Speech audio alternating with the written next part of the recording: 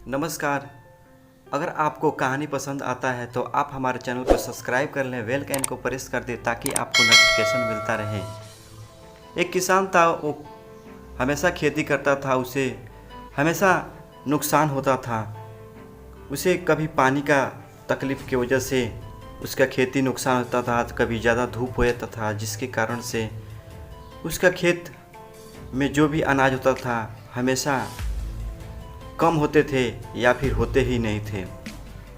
उसने सोचा कि चलता हूँ भगवान के पास और उनसे मिलकर बोलूँगा कि हे भगवान, आप ऐसा क्यों करते हैं, सही समय पे बारिश नहीं करते हैं, सही समय पे धूप नहीं उगाते हैं, जिसके कारण से हमें हमेशा नुकसान करना पड़ता है, बार बार हमें नुकसान का ही खमियाजा भुगतना पड़ता है, ऐसा क्यों करते हैं।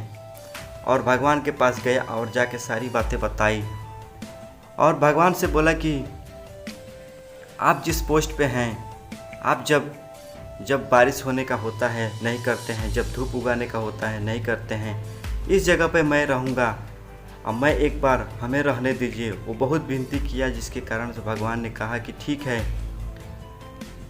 और ये खेती किया। खेती करने के बाद जब जब इसे बारिश की ज़रूरत होता था उसी समय बारिश कराता था, जब धूप की ज़रूरत होती थी जब धूप उगाता था। इस तरह फसल उसका हुआ और फसल को कटाई की। और उसके बाद से जब अनाज उसमें से निकला तो किसी में अनाज निकला, किसी में निकला ही नहीं।